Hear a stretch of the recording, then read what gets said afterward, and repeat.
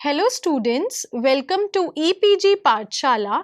I am Reema Gupta from University of Delhi. Today we are going to talk on module Kinetic Theory of Glass Formation and which is under the paper Glass and Glass Ceramics. So students, let us see what we are going to learn in this module. So we will be learning about theories of glass formation, where we will be learning about the kinetic theory of glass formation. Then we will be discussing about nucleation, growth, volume transformed at any time, then kinetic criteria for glass formation. As mentioned in the first module, whether an element or a compound will form a glass under normal cooling conditions cannot be set a priori. The earliest known glasses were the oxide glasses, and the question why some oxides or combination of oxides form glasses and the other did not intrigued the scientists. Zacharyson observed that the oxides which form the glasses have a network structure in the crystalline form, as the densities and the mechanical properties in the glass and the crystals were also observed to be nearly same. He concluded that the glass must also have a random three-dimensional network structure and proposed some rules for predicting whether a compound would form a glass or not.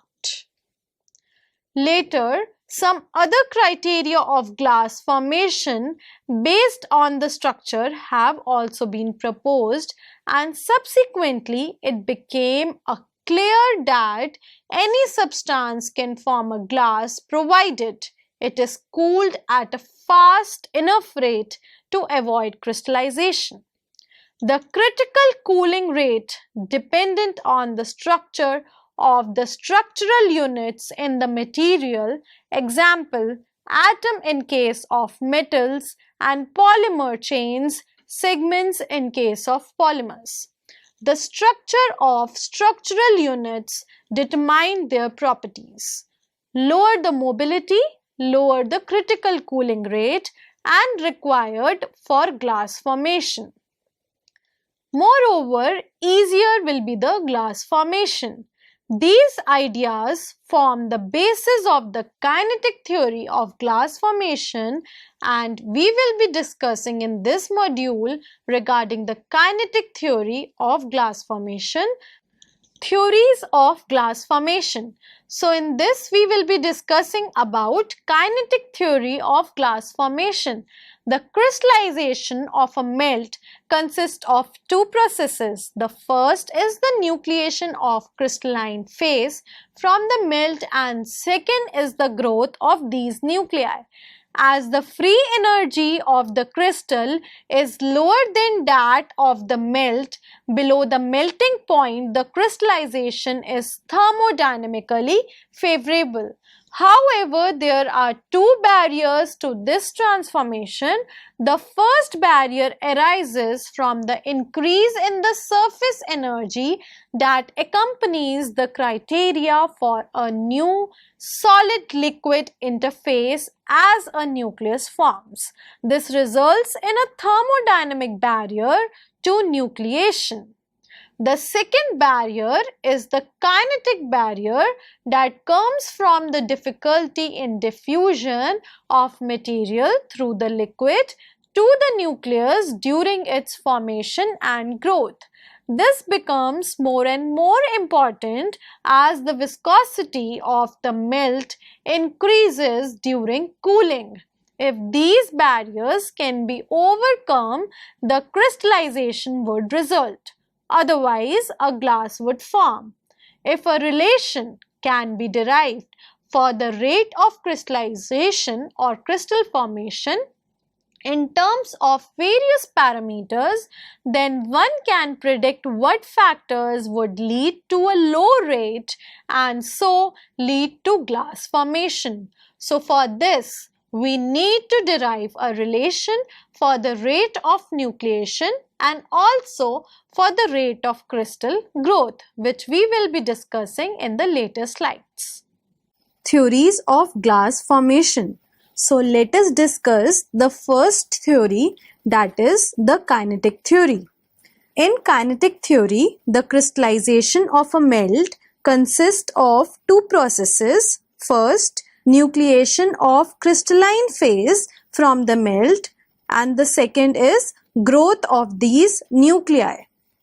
As the free energy of the crystal is lower than that of the melt below the melting point, the crystallization is thermodynamically favorable. However, there are two barriers to this transformation. The first barrier rises from the increase in the surface energy that accompanies the creation of a new solid-liquid interface as the nucleus forms. This results in a thermodynamic barrier to nucleation. The second barrier is the kinetic barrier that comes from the difficulty in diffusion of materials through the liquid to the nucleus during its formation and growth. This becomes more and more difficult as the viscosity of the melt increases during cooling. So if these barriers can be overcome, the crystallization would result. Otherwise, a glass would form. If a relation can be derived for the rate of crystal formation in terms of various parameters, then one can predict what factors would lead to a low rate and so lead to glass formation. So for this, we need to derive the relations for the rate of nucleation and also for the rate of crystal growth, which we will be discussing in further slides. Next is nucleation. So first let us discuss the process of nucleation. In it, a number of structural units in the liquid come together by diffusing through the liquid to form a crystalline cluster. This cluster is called an embryo. These structural units can be single atoms, as in the case of a metal, or they can be formula units such as SiO4 in case of silica. As the basic formula units in the liquid come together to form a crystalline embryo, an interface is created between the embryo and the surrounding liquid. This interface has a certain surface energy. In the beginning, when the embryo is small, the increase in surface energy due to the formation of embryo is larger than the decrease in volume free energy due to liquid.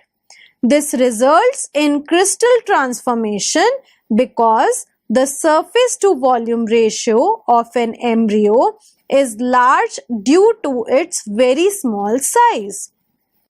The embryo formation therefore causes an increase in energy and the embryos tend to dissolve back. At any time, there would be a distribution of sizes of the embryos in the liquid. So, as the embryo size increases, the decrease in the volume free energy approaches the increase in the surface energy until at some size, the two are equal in magnitude. This size of the embryo is the critical size because further addition of a single formula unit results in a net decrease in the free energy and the embryo is now stable. Embryo has now become a nucleus and this size is called critical nucleus size. This critical nucleus size can be derived as follows. If the thermodynamic barrier for the formation of a nucleus is delta G star and the kinetic barrier is delta GD, then the rate of nucleation can be expressed as I is equal to A times exponential delta G star plus delta GD divided by KT, where A is a pre-exponential factor which can be approximated and is given as A is equal to NV times KT by H, where NV is the number of formula units for the crystallizing component phase per unit volume of the melt and H is the Planck's constant. Now let's derive the expression for delta G star. Let the change in the free energy per unit volume between the liquid and the crystal be delta GV. Note that delta GV is negative quantity because crystal is more stable phase. Let sigma be the surface energy per unit area for the liquid-solid interface. For the formation of a spherical embryo of radius r, the change in the volume free energy is given as delta GV times 4 by 3 pi r cube. And the change in surface energy is 4 pi r square times sigma. Moreover, the total change in energy delta G will be given as delta GV times 4 by 3 pi r cube plus 4 pi r square into sigma, means it is the addition of the change in volume free energy and surface energy. The variation of the two terms on the right hand side and of the total energy with radius is shown in this figure in the right hand side. As R increases, the surface energy term dominates at small value of R and the total free energy increases at first. After a critical value of R, the volume free energy term prevails and the total free energy decreases as R is further increased. The critical value of R, that is R star, is at the maximum in the free energy curve and is obtained by equating the derivative of delta G to 0. So the equation becomes delta of delta G divided by del R is equal to 4 pi r square delta GV plus 8 pi r sigma. This means that we are deriving the above equation, that is delta G, with respect to R.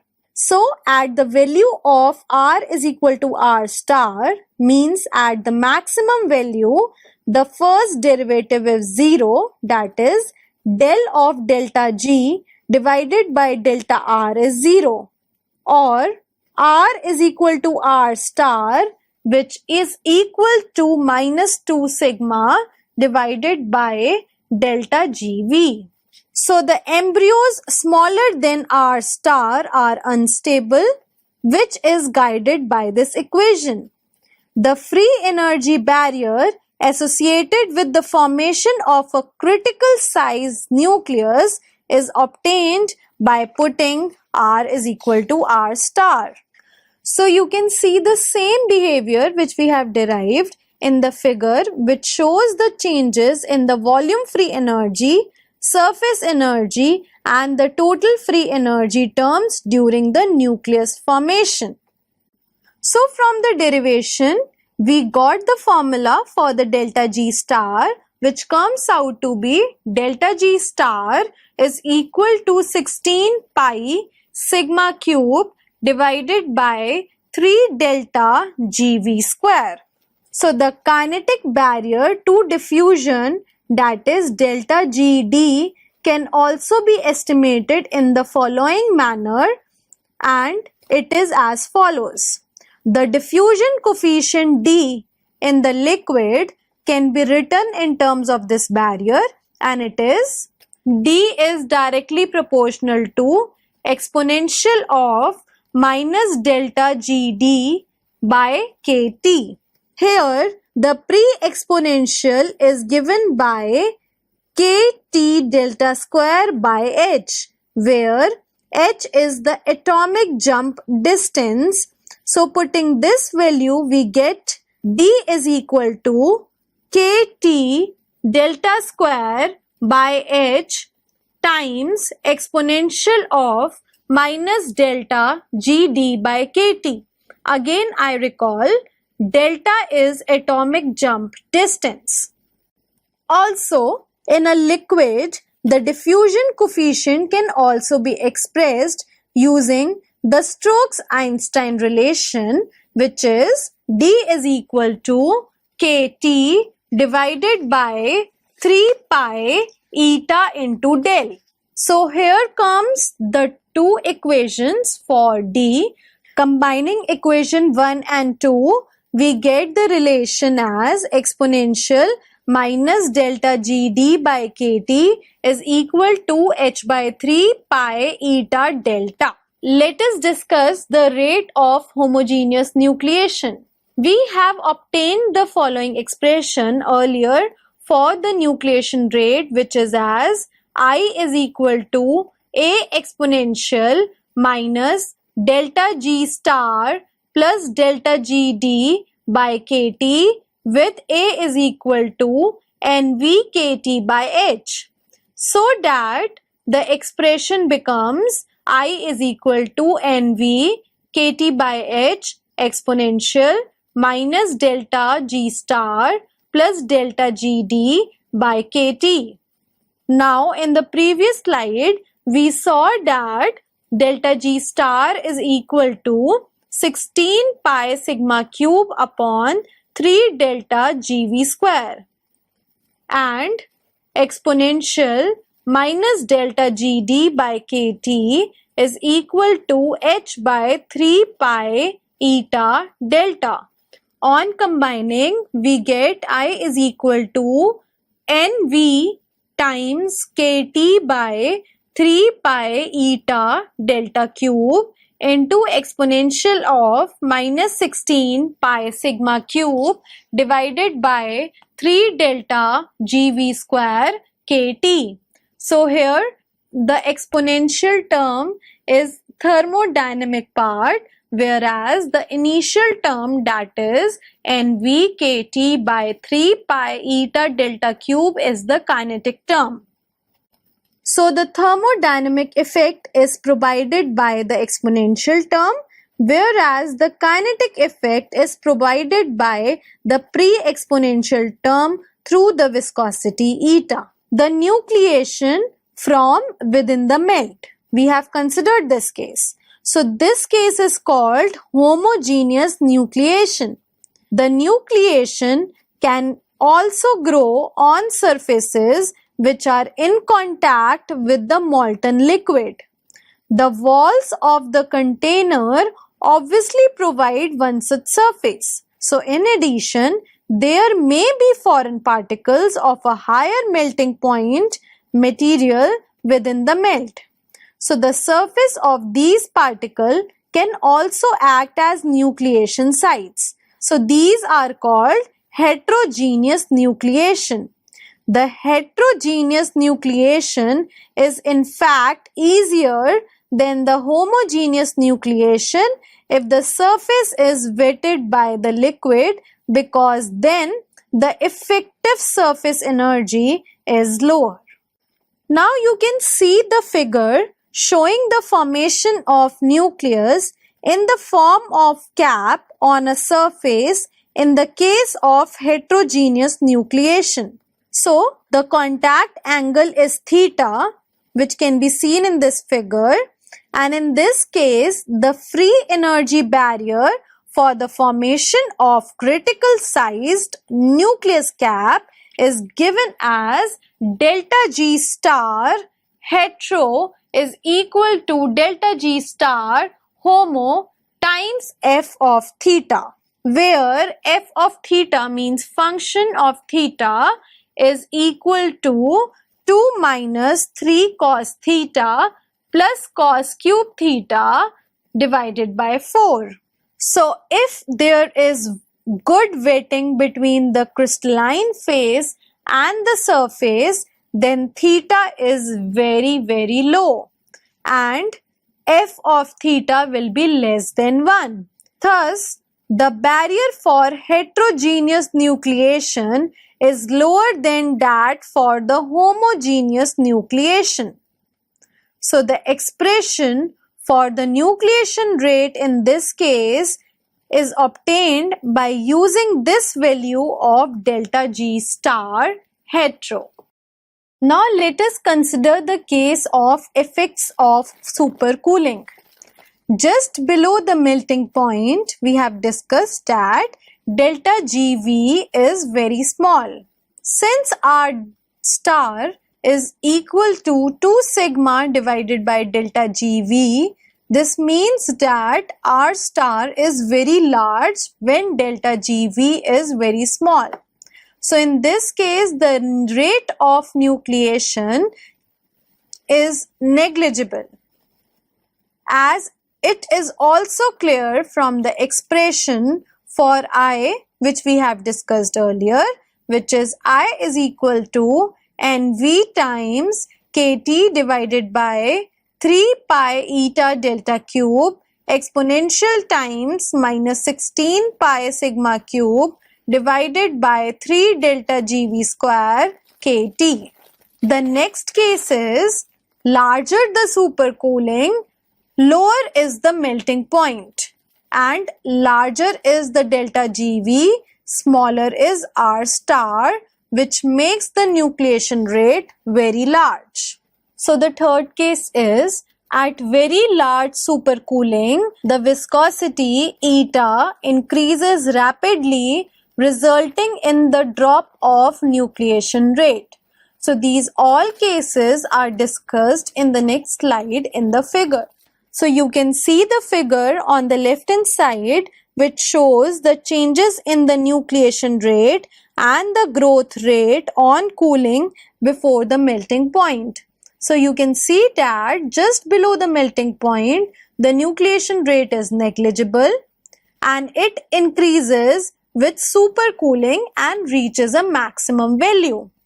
Moreover, with further supercooling, the viscosity increases and the nucleation rate decreases again. Now let us discuss about the growth. So once a stable nucleus has formed, it grows by addition of atoms from the liquid. You can see a figure on the left hand side. So using this figure, the expression for the growth rate can be derived. It is assumed that the growth is occurring uniformly over all the surface of the nucleus. An atom from the liquid has to jump across the liquid-solid barrier and get incorporated in the growing crystal. There is also a reverse process of atom from the solid making the reverse jump, but the probability of this is very small due to an increase in the free energy in the reverse process. So using this, we can express the relation for the growth rate, which is as follows. U is equal to KT divided by 3 pi A naught square eta into 1 minus exponential delta G by KT, where A naught is the interatomic separation, nu is the jump frequency, delta G is the thermodynamic barrier for growth. Volume transformed at any time. At any temperature below the melting point, the nucleation and growth occurs simultaneously. At any temperature, a certain volume fraction would have transformed to the crystalline phase. If V is the total volume and Vx is the volume of the crystalline phase at any instant, then this volume has been shown to be approximately given as Vx divided by V is equal to 1 minus exponential times pi by 3 IU cube by T to power 4. One can see in the figure on the right hand side, which shows the time transformation temperature, that is TTT curve, for a glass forming melt for an arbitrary volume fraction of glass, say 10 to power minus 6. The curve C-shaped with a neck at T neck is also shown. Here, T is the time the sample is held at a temperature below the melting point. The time required to crystallize a given constant fraction, say 10%, at any temperature can be calculated using this equation. So this time is very large just below the melting point, and it decreases as the temperature is decreased, and then again increases as the temperature is further lowered. We can therefore define the solidified material to be a glass if it contains less than a certain amount of crystalline phase, say Vx by V is less than 10 to the power minus 6. If the above calculation is done for this volume fraction or any other volume fraction, a curve can be obtained which is shown on the right hand side, and this curve is known as time temperature transformation, that is TTT or T cube curve. Kinetic criteria for glass formation. As we have discussed in the previous slide, the TTT curve is C-shaped with a neck at a certain temperature, that is T neck. We can draw a straight line from the melting temperature such that it is tangent to this notch. The slope of this line gives the cooling rate, and if the melt is cooled at this temperature or a lower cooling rate, then no crystal formation would occur and a glass would form. For the oxides which form glasses, this critical cooling rate is lower than the rate corresponding to the normal cooling rate, so that such oxides form glass easily on normal cooling. On the other hand, the critical cooling rate may be as high as 10 to the power 12 degrees Celsius per second for pure metals, which is very difficult to achieve this much rate.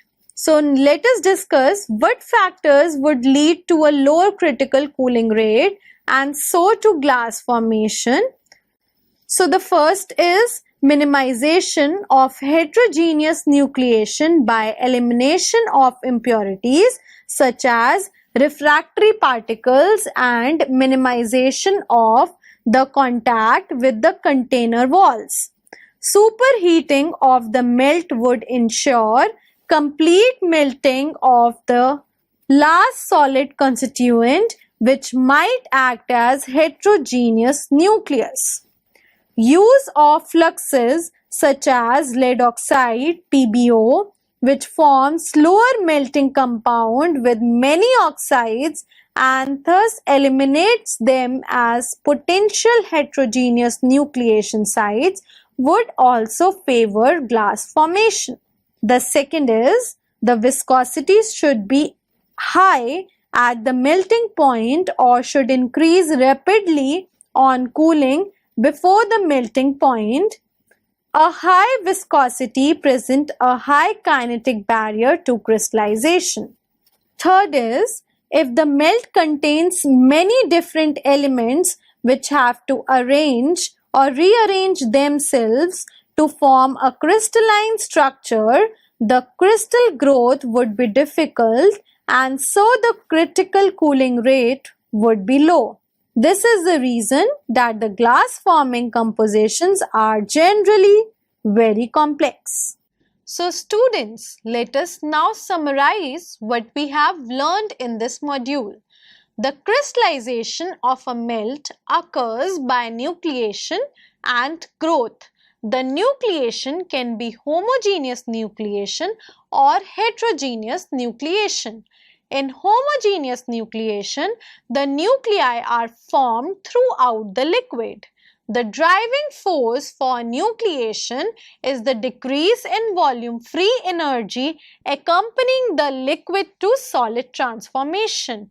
There is also an increase in energy due to creation of new solid-liquid interface where a nucleus is formed. Initially, there is an increase in the free energy as the nucleus tries to form, but beyond a critical size, there is a decrease in free energy. The nucleation rate increases as the liquid is supercooled below the melting point. The nucleation rate is nearby zero until a certain degree of supercooling is achieved. However, with further supercooling, at some stages the viscosity of the liquid becomes so high that the required diffusion of the structural units become too slow and the nucleation rate starts decreasing after reaching a maximum. The growth of nuclei occurs by attachment of the structural units to the nuclei. The growth rate also reaches a maximum as the liquid is supercooled and then decrease. However, the growth rate is finite even at small supercooling rates. The volume transformed at a high temperature or at any temperature with time below the melting point can be calculated knowing the nucleation rate and the growth rate. If we arbitrarily define some very small amount, say 10 to the power minus 6 volume fraction crystallized as the point below which the material can be considered a glass, and different temperatures, then a C-shaped curve is obtained which is called the time temperature transformation curve, which is known as TTT curve. A tangent drawn to nose of this curve then gives the critical cooling rate which is required for the formation of glass. If the cooling is slower than this, the melt would crystallize, otherwise it will form a glass. This is the essence of the kinetic theory of glass formation. To promote the glass formation, the heterogeneous nucleation is to be avoided by avoiding foreign solid particles in the melt, and the viscosity of the melt should be as high as possible at the melting point or should increase rapidly as the temperature decreases below the melting point. Thank you.